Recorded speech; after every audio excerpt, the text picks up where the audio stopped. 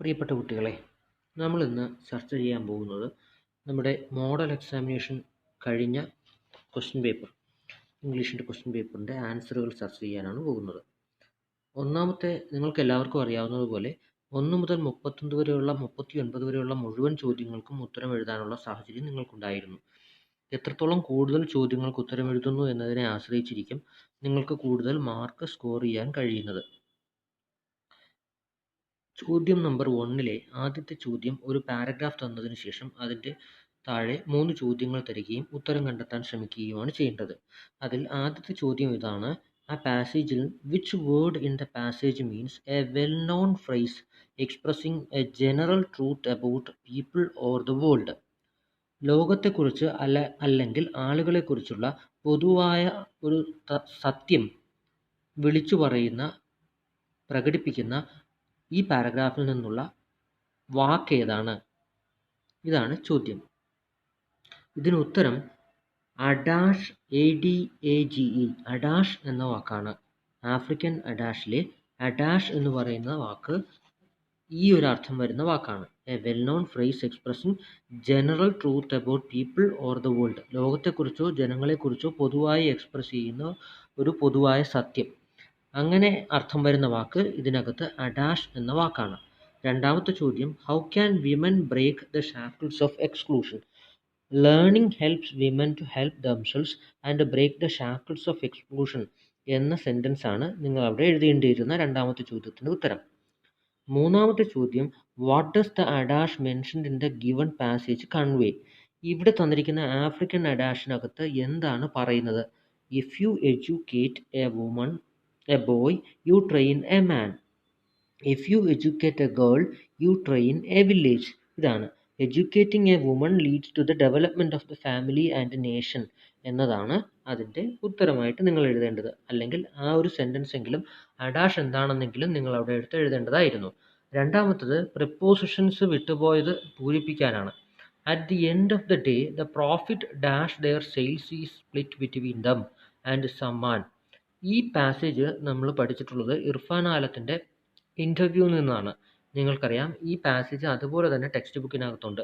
At the end of the day the profit from their sales എന്നതാണ്. From എന്ന പ്രിപ്പോസിഷനാണ് ആദ്യം വരേണ്ടത്. The money that rickshaw pullers earn by transporting the passengers is solely theirs. രണ്ടാമത്തെ വരേണ്ട preposition earn by എന്ന BY എന്ന പ്രിപ്പോസിഷനാണ്. ആൻഡ് മൂന്നാമത്തതാണെങ്കിലോ the revenues dash our rickshaw pullers have increased 30 dash 40%. ഇതിനകത്ത് the revenues of OF എന്ന പ്രപ്പോസിഷനും of our rickshaw pullers have increased 30 to 40% എന്ന പ്രപ്പോസിഷനുമാണ് എഴുതേണ്ടത്. ഇതിനകത്തെങ്ങും അറ്റ് ഒരു പ്രപ്പോസിഷനായിട്ട് വരില്ല. ആദ്യത്തെ പ്രപ്പോസിഷൻ ഉത്തരം ഏതാണ്? ഫ്രം ആണ്. രണ്ടാമത്തത് ബൈ ആണ്. മൂന്നാമത്തത് ഓഫ് ആണ്. നാലാമത്തെ പ്രപ്പോസിഷൻ ശരിയായത് ടു ആണ്. നമുക്കിനി അടുത്തതിലേക്ക് പോകാം. അഞ്ചാമത്തെ ചോദ്യം നമ്മൾ പഠിച്ച ആക്റ്റീവ് ആൻഡ് പാസീവ് വോയിസിന് ഉദാഹരണമാണ്. God has given me 2 years to listen to others. Rewrite the sentence beginning as suggested എന്നാണ് എഴുതിയിരിക്കുന്നത്. അപ്പോൾ നമുക്ക് ഇത് എങ്ങനെയാണ് എഴുതാൻ കഴിയുക? ഇതിൽ ഓബ്ജക്റ്റായ 2 years എന്നത് ആദ്യം തന്നിട്ടുണ്ട്. അതിനുശേഷം നമ്മളതിനെ മാറ്റി എഴുതുമ്പോൾ 2 years have been given to me to listen by God എന്നതാണ് ഉത്തരം.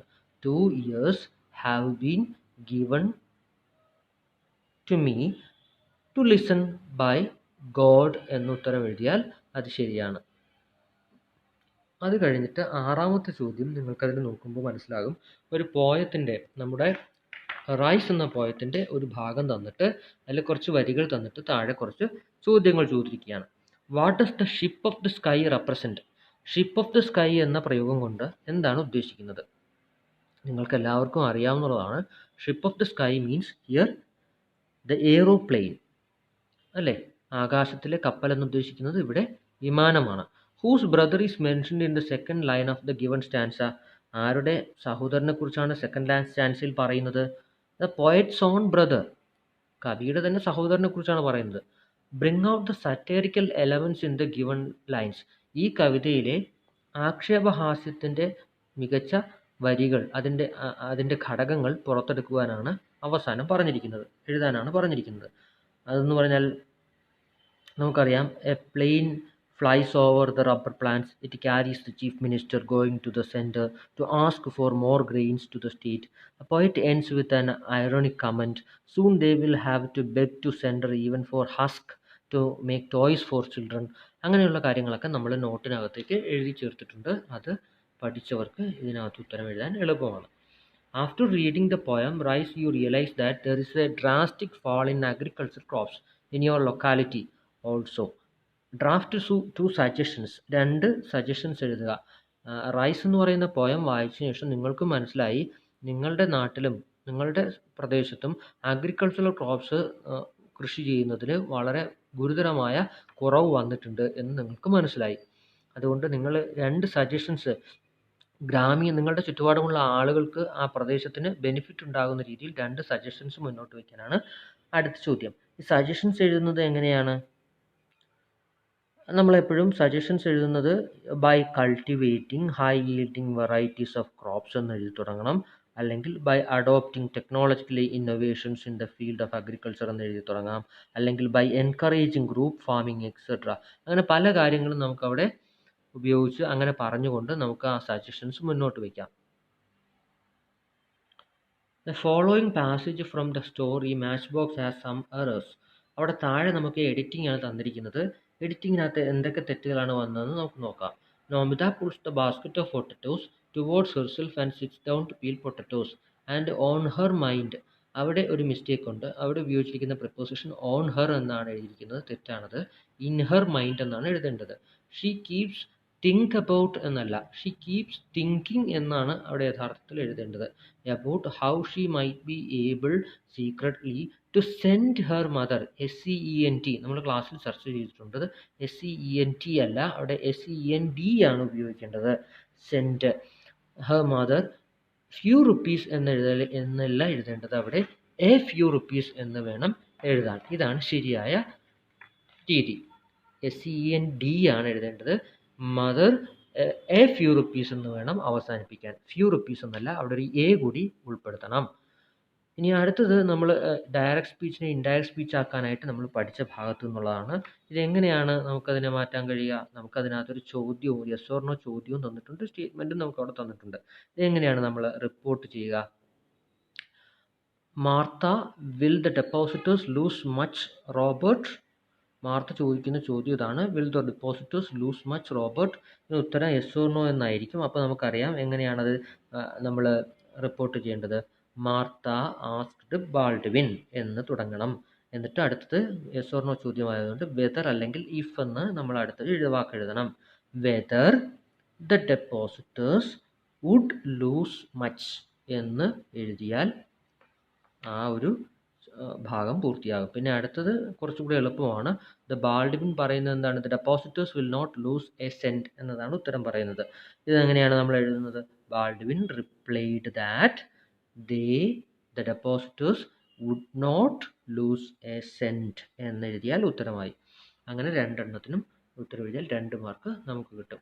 ഇനി അടുത്ത് നോക്കൂ, explain the idea conveyed in these lines from the poem any woman എന്നാണ്. താഴെ എനി വുമണിലെ 2 വരികൾ തന്നിട്ട് അതിൻ്റെ ആശയം വ്യക്തമാക്കാനാണ് പറഞ്ഞിരിക്കുന്നത്. എന്താണ് വരി? Without me cold the hearthstone stands, nor could the precious children thrive അല്ലേ? ഇതിൻ്റെ ഉത്തരം എങ്ങനെയാണ് നമ്മൾ പഠിച്ചെഴുതി വെച്ചിരിക്കുന്നത്? Children derive comfort and warmth from their mother. She gives them the light of love. The fireplace is cold without her. They cannot grow by themselves. They need the warmth of their mother. ഇതാണ് നമുക്ക് അവിടെ ഉത്തരം എഴുതാനുള്ള ആശയം വരേണ്ട വരികൾ. ഇനി അടുത്തത് നമുക്ക് ഫോക്കസ് പോയിന്റിനകത്ത് ഇല്ലാത്ത 13ാമത്തെ ചോദ്യം ഫോക്കസ് പോയിന്റിനകത്ത് ഇല്ലാത്തൊരു ചോദ്യമാണ്. Read the lines given below and answer the questions that follow. And your mouth is like a section of road that is being worked on. Last ചാപ്റ്ററിലെ ഒരു പോയത്തിലെ വരികളാണത്. ആ പോയത്തിൻ്റെ പേര് this is going to hurt just a little bit എന്ന് പറയുന്ന ഒരു പോയമാണ്. അതിനകത്ത് name the poet whose lines are quoted here എന്ന് പറയുന്നതിൻ്റെ ഉത്തരം ആ കവിത എഴുതിയ കവിയുടെ പേര് ഫ്രെഡറിക് ഓഗ്ഡൻ നാഷ് എന്നാണ്. നമ്മൾ ഫോക്കസ് പോയിന്റിന് പുറത്തുള്ളത് അവസാനത്തെ ചാപ്റ്ററിലുള്ള പോയമാണ്. ഫ്രെഡറിക് ഓഗ്ഡൻ നാഷ് എന്നാണ് ആ കവിയുടെ പേര്. Identify the figure of speech used in these lines. അത് എളുപ്പമാണ്, കാരണം നമ്മളപ്പോൾ ഒരു പോയിട്ട് വായിക്കുമ്പോൾ തന്നെ ആ കവിത വരി വായിക്കുമ്പോൾ തന്നെ നമുക്ക് മനസ്സിലാവുന്നുണ്ട്. And your mouth is like a section of road എന്നാണ് എഴുതിയിരിക്കുന്നത്. അപ്പോൾ അതിനകത്ത് നമുക്ക് കൃത്യമായിട്ട് എഴുതാൻ പറ്റും, പെട്ടെന്ന് തിരിച്ചറിയാൻ പറ്റും. ലൈക്ക് എന്ന് എഴുതിയിരിക്കുന്നതുകൊണ്ട് തന്നെ അതൊരു സിമിലി ആണെന്ന് മനസ്സിലാക്കാൻ എളുപ്പമാണ്. അടുത്ത ചോദ്യം, 14ാമത്തെ ചോദ്യം, read the following except and answer the questions that follow. They usually begin to tick just before they go off. So if any of your parcels start making funny noises, you will know what to do. ഇതും നമ്മൾ focus പോയിന്റിന് പുറത്തുള്ള ഒരു സ്റ്റോറിയിലെ വരിയാണ്. ഒരു നാടകത്തിലെ വരിയാണ്. ആ നാടകത്തിൻ്റെ പേര് പോസ്റ്റ് ഏർലി ഫോർ ക്രിസ്മസ് എന്നാണ്. Who is the speaker of the statement എന്ന് ചോദിക്കുമ്പോൾ അതിൻ്റെ ഉത്തരം the farmer in the one act play post early for Christmas. അതൊരു കർഷകൻ പറയുന്ന വാചകമാണത്.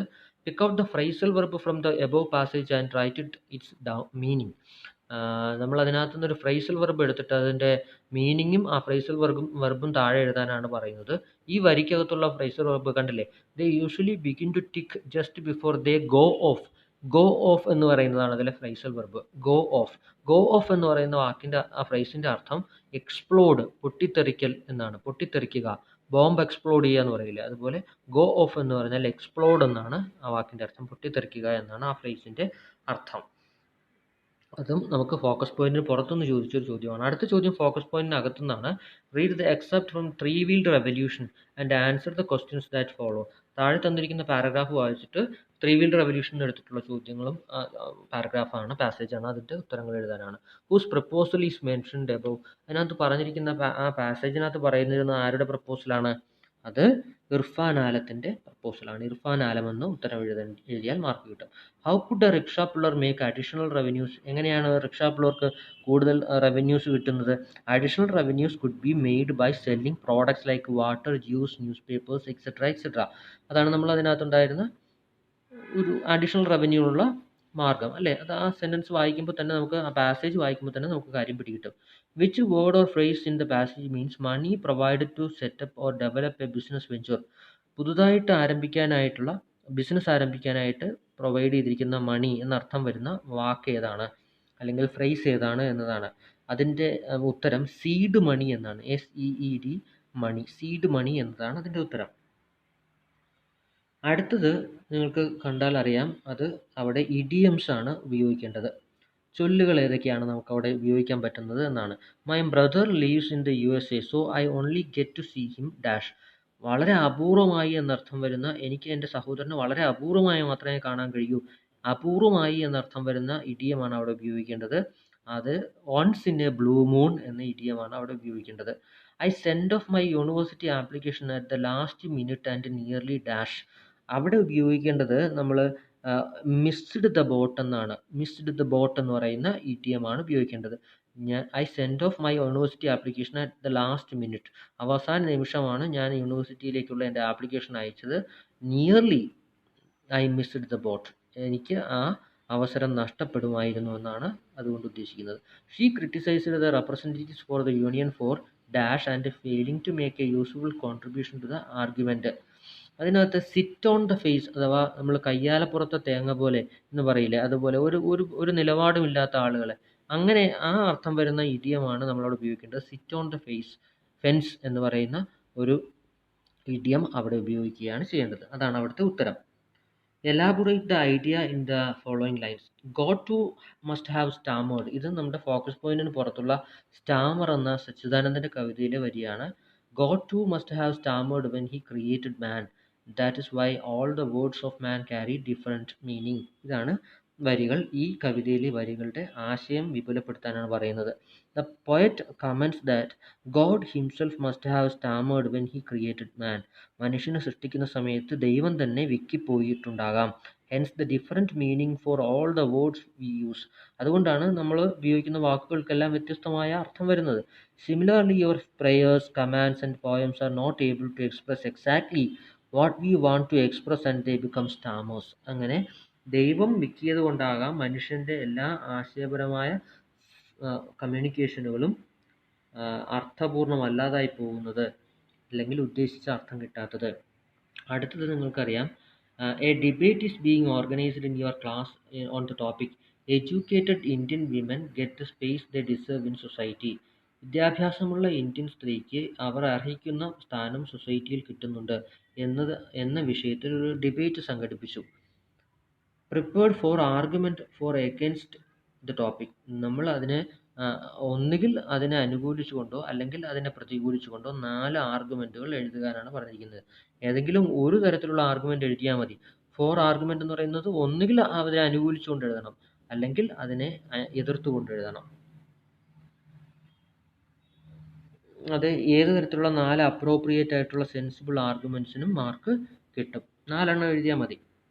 Irfan Alam is visiting your school to inaugurate a panel discussion on entrepreneurship and society in connection with the Gandhi Jayanti celebrations. Irfan ആലം നിങ്ങളുടെ സ്കൂളിലേക്ക് വരികയാണ്. ഗാന്ധി ജയന്തിയുടെ സെലിബ്രേഷൻ്റെ ഭാഗമായി അദ്ദേഹം വരുമ്പോൾ ഒരു പാനൽ ഡിസ്കഷൻ സംഘടിപ്പിക്കുന്നുണ്ട്. അത് ഉദ്ഘാടനം ചെയ്യാൻ വേണ്ടിയാണ് വരുന്നത്. പാനൽ ഡിസ്കഷൻ്റെ ടോപ്പിക് ഓൺട്രപ്രന്യൂർഷിപ്പ് ആൻഡ് സൊസൈറ്റി എന്നതാണ്. As you are the school leader, നിങ്ങൾ സ്കൂൾ ലീഡർ ആണെന്ന് സങ്കല്പിച്ചാൽ, it is your responsibility to introduce him to the audience. അദ്ദേഹത്തെ അവതരിപ്പിക്കുകയാണ് നിങ്ങൾ ചെയ്യേണ്ടത്. നിങ്ങൾ മറ്റുള്ളവരുടെ മുമ്പിൽ അദ്ദേഹത്തെ അവതരിപ്പിക്കുക, അദ്ദേഹത്തെ സ്വാഗതം ചെയ്യുക, അതാണ് ചെയ്യേണ്ടത്. അതിനകത്ത് പ്രസൻറ്റേഷൻ നമ്മൾ പലപ്പോഴും ഇൻട്രൊഡക്ഷൻ, അനൗൺസ്മെൻറ്റ് എന്നൊക്കെ പറഞ്ഞുകൊണ്ട് നമ്മൾ എഴുതി വെച്ചിട്ടുണ്ട്. അത് കൃത്യമായി മനസ്സിലാക്കിയാൽ വ്യക്തമായി ഇതിൻ്റെ ഉത്തരം നമുക്ക് എഴുതാൻ കഴിയും. അതിനകത്ത് റെലവൻസ് ഓഫ് ദ കണ്ടൻറ്റ് വേണം, ലോജിക്കൽ ഓർഗനൈസേഷൻ ഓഫ് ഐഡിയാസ് ഒക്കെ ഉപയോഗപ്പെടുത്തണം. അടുത്ത 20ാമത്തെ ചോദ്യം, you have noticed that in recent times food crops have been replaced by cash crops. അല്ലേ, ഭക്ഷ്യവിളകൾ മാറ്റിയിട്ട് അതിന് പകരം നാണ്യവിളകൾ കൃഷി ചെയ്യുന്ന ഒരു ട്രെൻഡ് ഇപ്പോൾ ഉണ്ട്. അത് നിങ്ങളുടെ ശ്രദ്ധയിൽപ്പെട്ടിട്ടുണ്ടാകും.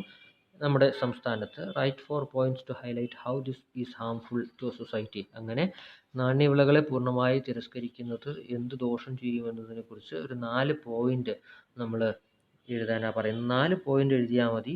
അത് എന്തായിരിക്കണം? Highlighting the harms caused by the cash crops. പിന്നെ നാണ്യവിളകൾ നമ്മുടെ ഭക്ഷ്യസുരക്ഷയിൽ ഉണ്ടാക്കുന്ന പ്രശ്നങ്ങളെക്കുറിച്ച് ഒരു 4 പോയിന്റ് എഴുതണം. അടുത്ത് നിങ്ങൾക്കറിയാമായിരിക്കും 21ാമത്തെ ചോദ്യം പ്രൊഫൈൽ എഴുതാനാണ്. പ്രൊഫൈൽ എഴുതാനായിട്ട് വാൻഗാരി മാതായി എന്ന് പറയുന്ന വ്യക്തിയുടെ പ്രൊഫൈലാണ്. Organisation of hints given. ഇവിടെ തന്നിരിക്കുന്ന സൂചനകളൊക്കെ വ്യക്തമായി അടുക്കിപ്പറക്കി ക്ലാരിറ്റിയോടുകൂടി അവതരിപ്പിക്കണം. ഒരു ലോജിക്കൽ സീക്വൻസിങ് വേണം. അപ്രോപ്രിയേറ്റ് ലാംഗ്വേജ് വേണം നമ്മൾ അവിടെ ഉപയോഗിക്കാൻ. ഇതൊക്കെ ചെയ്തു കഴിഞ്ഞാൽ നിങ്ങൾക്കതിൽ 5ൽ 5 മാർക്കും കിട്ടും. പിന്നെ അടുത്ത 22ാമത്തെ ചോദ്യം, റോബർട്ട് ബാൾഡ്വിൻ്റെ hour of truth overcomes the temptation of money. അല്ലേ, അദ്ദേഹത്തിൻ്റെ പൈസ എന്ന് പറയുന്ന പ്രലോഭനത്തിൽ നിന്ന് അദ്ദേഹം അതിനെ തരണം ചെയ്യുന്നുണ്ട്. Is a man of complete honesty. Sketch the character of Robert Baldwin in A paragraph. നമ്മളത് എഴുതിയിട്ടുണ്ട്. കൃത്യമായി റോബർട്ട് ബാൾഡ്വിൻ്റെ ക്യാരക്ടർ സ്കെച്ചാണ് ചോദിക്കുന്നത്.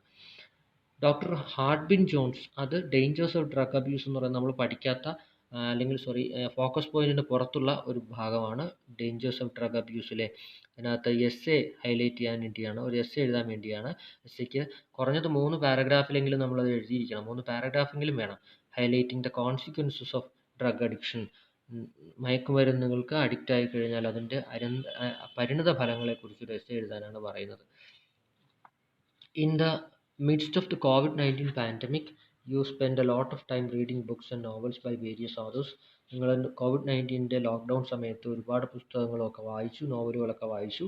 In the meantime a friend sent you a novel called the virus. അതേസമയം നിങ്ങളുടെ ഒരു കൂട്ടുകാരൻ വൈറസ് എന്ന പേരിലുള്ള അദ്ദേഹത്തിൻ്റെ നോവൽ നിങ്ങൾക്ക് അയച്ചു തന്നിട്ട് പറഞ്ഞു, he has requested you to write a blurb for it. അതിന് ഒരു ബ്ലർബ് എഴുതാനായിട്ട് പറഞ്ഞു. ഈ ബ്ലർബ് എന്താണെന്ന് നിങ്ങൾക്കറിയാം. നമ്മൾ പലപ്പോഴും പറഞ്ഞിട്ടുണ്ട്. ഒരു പുസ്തകം വിൽക്കുന്നതിനായി ആ പുസ്തകത്തിൻ്റെ പുറംചട്ടയിൽ അച്ചടിച്ചു വരുന്ന പുസ്തകത്തെക്കുറിച്ചുള്ള ചെറിയ വിവരണത്തെയാണ് നമ്മൾ ബ്ലർബ് എന്ന് പറയുന്നത്. മനോഹരമായി നമ്മൾ നോട്ട് ബുക്കിനകത്ത് എഴുതി വെച്ചിട്ടുണ്ട് ബ്ലർബ് എങ്ങനെ എഴുതണമെന്ന്. അതിൻ്റെ ഹെഡിങ് വേണം, തീം വേണം, മെസ്സേജ് വേണം, ക്യാരക്ടേഴ്സിനെ കുറിച്ച് എഴുതണം, ആദറിനെ കുറിച്ച് പറ്റിയാൽ അറിഞ്ഞാൽ എഴുതണം, relevance of the topic, style, അതൊക്കെ പ്രധാനപ്പെട്ട കാര്യങ്ങളാണ്. ഇതൊക്കെ എഴുതിയാൽ ബ്ലർബ് എന്താണെന്ന് മനസ്സിലാക്കിയിരുന്നാൽ എഴുതാൻ എളുപ്പമാണ്. നമ്മളതിൻ്റെ എക്സാമ്പിൾസ് എഴുതി വെച്ചിട്ടുണ്ട് നോട്ട് ബുക്കിനകത്ത്. പിന്നെ അടുത്ത ചോദ്യം 25ാമത്തെ, women should step out their comfort zones എന്ന് ക്രിസ്റ്റീന ലഗാർഡ് പറയുന്നുണ്ട്. Do you agree with that? അയാൾ അതിനോട് യോജിക്കുന്നുണ്ടെങ്കിൽ, women should step outside their comfort zone എന്ന് പറയുന്ന ആർഗ്യുമെൻറ്റിനോട് യോജിക്കുന്നുണ്ടെങ്കിൽ ഒരു റൈറ്റപ്പ് എഴുതുക. ഒരു പാരഗ്രാഫിൽ നിങ്ങളുടെ അഭിപ്രായം എഴുതുക. അതിനെ അവിടെ അനുകൂലിക്കുന്നുണ്ടെങ്കിൽ, യോജിക്കുന്നുണ്ടെങ്കിൽ. The two amigo brothers decided to stay apart till the date of the honest contest to avoid tension and to present a good performance to the audience. Imagine that Antonio writes an email to Felix. രണ്ട് സുഹൃത്തുക്കൾ തമ്മിലുള്ള മത്സരമാണത്. അത് Amigo brothers എന്ന് പറയുന്ന സ്റ്റോറിയിലെ ഒരു ഭാഗത്ത് നിന്നാണ് ഈ ചോദ്യം വരുന്നത്. ഫോക്കസ് പോയിന്റിന് പുറത്താണ്. അതിനകത്ത് അന്റോണിയോ ഫെലിക്സിന് ഒരു ഇമെയിൽ അയക്കുകയാണെന്ന് സങ്കല്പിക്കുക. എപ്പോൾ ഈ പറയുന്ന ചാമ്പ്യൻഷിപ്പിൻ്റെ മത്സരം നടക്കുന്നതിൻ്റെ തലേ ദിവസം. അങ്ങനെയാണെങ്കിൽ എന്തായിരിക്കും ആ ഇമെയിലിൽ എഴുതി അയക്കുക? ഇമെയിലിനകത്ത് നമുക്കതിൻ്റെ ഫോർമാറ്റ് പ്രധാനപ്പെട്ടതാണ്. ടൈറ്റിലും ഫോർമാറ്റും ഒക്കെ കൃത്യമായിട്ട് ഇമെയിലിന് കൊടുക്കണം. നല്ല ലാംഗ്വേജ് ഉപയോഗിക്കണം. ലളിതമായ സിമ്പിൾ ലാംഗ്വേജ് ഉപയോഗിച്ചാൽ മതി. ആശയം നമുക്കതിനകത്ത് പ്രസൻറ്റ് ചെയ്താൽ കഴിഞ്ഞാൽ 5 മാർക്കും കിട്ടും. അടുത്ത 27ാമത്തെ ചോദ്യം, Nomita provided herself to be a match box at the end of the story.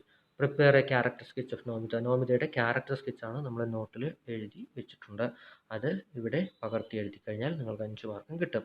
അതുപോലെ compare and contrast the attitude of the poet and his neighbour on the need for a wall on their boundary. അതിനകത്ത് മെൻറ്റിംഗ് വാൾ എന്ന് പറയുന്ന പോയത്തിനെ base ചെയ്തുള്ള ചോദ്യമാണ്. Compare and contrast the attitude of the poet and his neighbour. കവിയും അദ്ദേഹത്തിൻ്റെ അയൽക്കാരനും കൂടി തങ്ങളുടെ വസ്തുവിൻ്റെ നടുവിലായിട്ടൊരു മതിൽ കെട്ടുകയാണ് അവരുടെ രണ്ടുപേരുടെയും അതിർത്തി നിർണ്ണയിക്കുന്നതിന് വേണ്ടി. അതിന് on the need of for a wall on their boundary. നമ്മൾ അതിന് എന്താണ് ഒരു മതിലിൻ്റെ ആവശ്യം എന്നതിനെക്കുറിച്ച് ഈ രണ്ടുപേരുടെയും അഭിപ്രായങ്ങൾ നമ്മൾ ആ കവിത വായിക്കുമ്പോൾ നമുക്ക് മനസ്സിലാകും. കവിത വായിക്കുന്നത് വഴി അവരുടെ രണ്ടുപേരുടെയും അഭിപ്രായങ്ങളെ താരതമ്യപ്പെടുത്തുകയാണ് ചെയ്യേണ്ടത്, കവിയുടെയും അദ്ദേഹത്തിൻ്റെ അയൽവാസിയായ ആളുടെയും. After reading the anecdote Horrigallo, you realize the need of Horrigallos in this busy world of today. നമ്മൾ ഹൊറിഗല്ലു എന്ന് പറയുന്ന ആ അനക്ഡോട്ട് വായിച്ചപ്പോൾ ഈ ലോകത്ത് ഇപ്പോൾ മനുഷ്യൻ ഹൊറിഗല്ലൂസ് ആകേണ്ടതിൻ്റെ ആവശ്യകതയെക്കുറിച്ച് നിങ്ങൾക്ക് മനസ്സിലായി ഇന്നത്തെ ലോകത്ത്. Keeping this in mind you have decided to begin a blog. അത് നിങ്ങൾ മനസ്സിൽ വെച്ചുകൊണ്ട് ഒരു ബ്ലോഗ് എഴുതാൻ ആരംഭിക്കുകയാണ്. അപ്പോൾ ആ ബ്ലോഗ് എഴുതുക. ബ്ലോഗിനകത്ത് എന്തൊക്കെയാണ് വേണ്ടതെന്ന് നിങ്ങൾക്കറിയാം. നല്ലൊരു ഹെഡിങ് വേണം, ഡേറ്റ് വേണം, ആരാണ് എഴുതുന്നതെന്ന് പറയുന്ന പേര് വേണം. സ്റ്റൈൽ ഓഫ് പ്രസൻറ്റേഷൻ അതിൽ പ്രധാനപ്പെട്ടതാണ്. Relevance of the content, logical organisation, clarity വേണം. എഴുതുന്ന കാര്യത്തിൻ്റെ പ്രസൻറ്റേഷൻ നന്നായിരിക്കണം. അപ്പോൾ അതൊക്കെ ഉൾപ്പെടുത്തിക്കൊണ്ട് വേണം നിങ്ങളവിടെ ബ്ലോഗ് എഴുതാൻ. അടുത്ത 30ാമത്തെ ചോദ്യം 5 മാർക്കിൻ്റെ, adjustment and reconciliation are lubricants which help life run smooth. അല്ലേ, അഡ്ജസ്റ്റ്മെൻറ്റും റെക്കൺസിലിയേഷനുമാണ് ഒരു ജീവിതം മുന്നോട്ട് കൊണ്ടുപോകാനുള്ള രണ്ട് ലൂബ്രിക്കൻസ് എന്ന് പറഞ്ഞാൽ നിങ്ങൾക്കറിയാമായിരിക്കും, സ്മൂത്തായിട്ട് പോകാൻ ഉപയോഗിക്കുന്ന എന്തെങ്കിലും ഒരു പദാർത്ഥത്തെയാണ്, ലിക്വിഡിനെയാണ് ലൂബ്രിക്കൻസ് എന്ന് പറയുന്നത്. ഇവിടെ ഒരു ജീവിതം മുന്നോട്ട് കൊണ്ടുപോകാനായിട്ട് അഡ്ജസ്റ്റ്മെൻറ്റും റെക്കൺസിലിയേഷനും രണ്ടും പ്രധാനപ്പെട്ട കാര്യമാണ്. ഇതിനകത്ത് write your answer in A paragraph. ഇത് ഫോക്കസ് പോയിന്റിന് പുറത്തുള്ള ഒരു സ്റ്റോറിയാണ്, ക്രൈം ആൻഡ് പണിഷ്മെൻറ്റ്, ലാസ്റ്റ് സ്റ്റോറിയാണ്. അതിനകത്ത് ഇത് രണ്ടും പ്രധാനപ്പെട്ട കാര്യമാണ് ജീവിതത്തിൽ, അഡ്ജസ്റ്റ്മെൻറ്റും റെക്കൺസിലിയേഷനും. അതിനെ ബേസ് ചെയ്തുകൊണ്ട് ഒരു പാരഗ്രാഫ് എഴുതാനാണ് ചോദിച്ചിരിക്കുന്നത്. The arts club of your school enacts the play Hour of Truth in a theatre festival under your direction. What would be the content of the announcement that you would be make before the commencement of the play? നമ്മൾ announcement എങ്ങനെയാണ് ചെയ്യേണ്ടതെന്നുള്ള കാര്യം എഴുതി വെച്ചിട്ടുണ്ട്. ഇവിടെ അവർ of truth എന്ന് പറയുന്ന അതുപോലെ തന്നെ എനിക്ക് തോന്നുന്നു നമ്മൾ ഇതേ ചോദ്യം തന്നെ നോട്ട് ബുക്കിനകത്ത് ഉത്തരമായിട്ട് എഴുതി വെച്ചിട്ടുണ്ട്. എങ്ങനെയാണ് അവർ ഓഫ് ട്രൂത്ത് എന്ന് പറയുന്ന നാടകം അവതരിപ്പിക്കാൻ പോവുകയാണ്, ആരൊക്കെയാണ് അതിൽ അഭിനയിക്കുന്നത് എന്നൊക്കെ പറഞ്ഞുകൊണ്ട് നമ്മൾ ഒരു നോട്ട് പ്രിപ്പയർ ചെയ്ത് വെച്ചിട്ടുണ്ട്. അത് അനൗൺസ്മെൻറ്റിൻ്റെ എക്സാമ്പിളാണ്.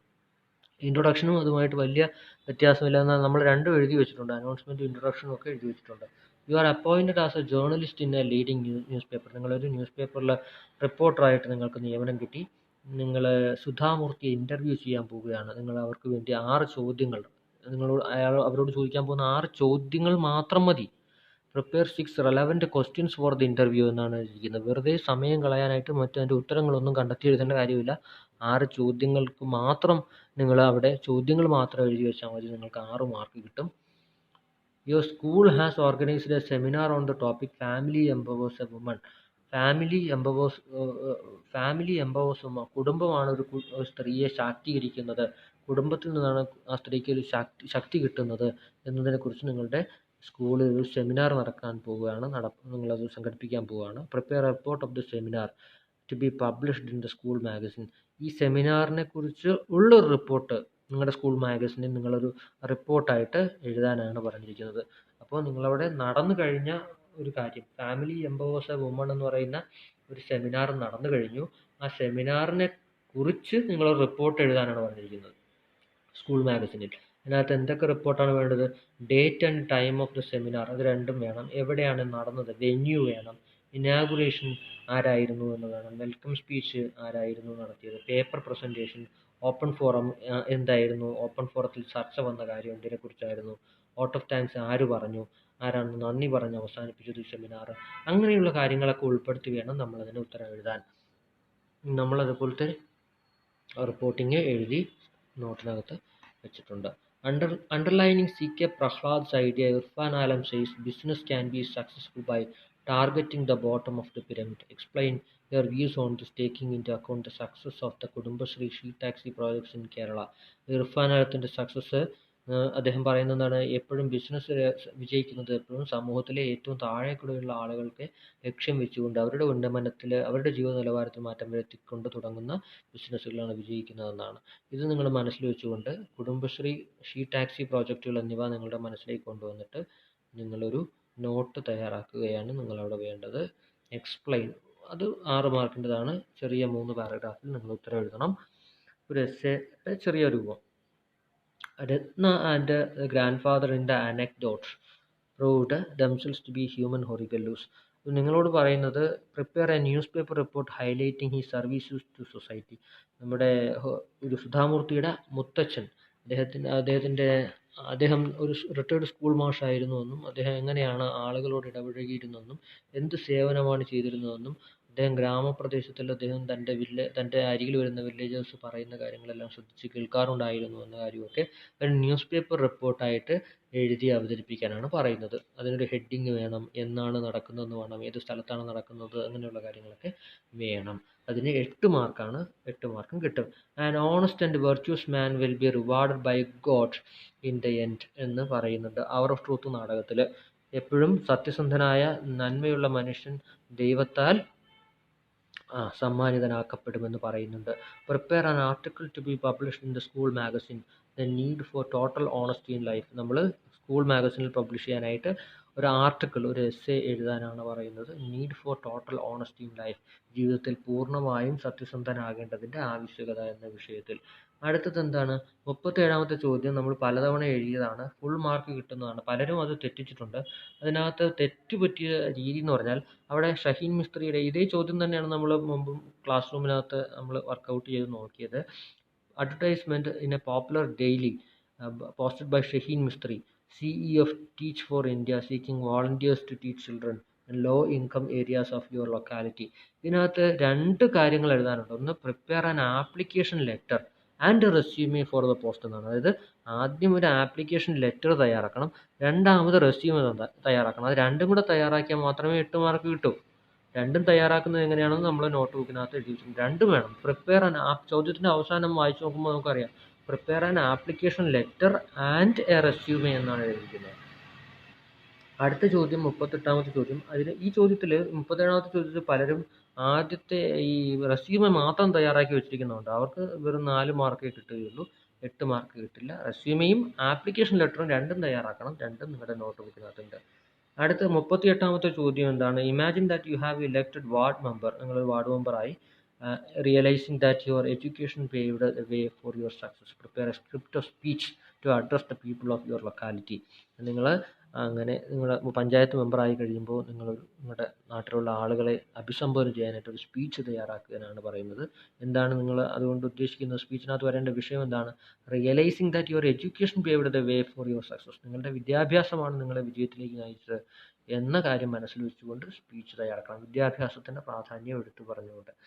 അടുത്തതൊരു പോയമാണ്, പോയം അനാലിസിസ് ആണ്. ലാസ്റ്റിലത്തെ ചോദ്യം 39ാമത്തെ ചോദ്യമാണത്.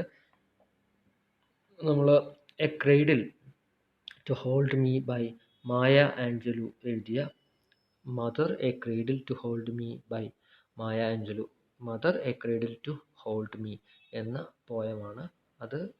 ആ പോയം നമുക്കറിയാം, എനി വുമൺ എന്ന് പറയുന്നൊരു പോയവുമായിട്ട് സാദൃശ്യമുള്ള പോയമാണ്.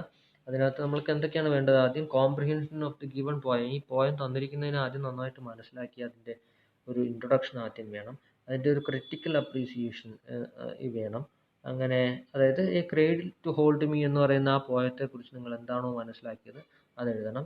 പിന്നെ നമ്മൾ മൂന്നാമത്തെ പാരഗ്രാഫായിട്ട് എഴുതുന്നത് നമ്മൾ പഠിച്ച എനി വുമണും ഈ പോയവും തമ്മിലുള്ള സാമ്യമാണ് എഴുതേണ്ടത്. പിന്നെ അതിനകത്ത് അടുത്ത പാരഗ്രാഫിൽ പൊയറ്റിക്കൽ ഡിവൈസുകൾ എന്തെങ്കിലും ഉപയോഗിച്ചിട്ടുണ്ട്, rhyme scheme, rhythm, simile, metaphor, personification, oxymoron, metonymy അങ്ങനെയുള്ള കാര്യങ്ങളൊക്കെ ഉപയോഗിച്ചിട്ടുണ്ടോ എന്ന് പരിശോധിച്ചാൽ അതെഴുതണം.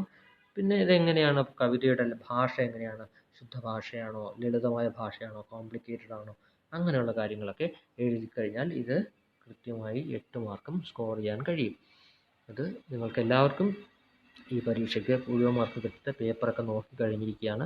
നിങ്ങൾക്ക് ഇവിടെ വന്നാൽ പേപ്പറും മാർക്കും ക്ലാസ് ടീച്ചറുടെ കയ്യിൽ നിന്ന് അറിയാൻ കഴിയും. പേപ്പറും കിട്ടും, നിങ്ങളുടെ മാർക്കും അറിയാൻ കഴിയും.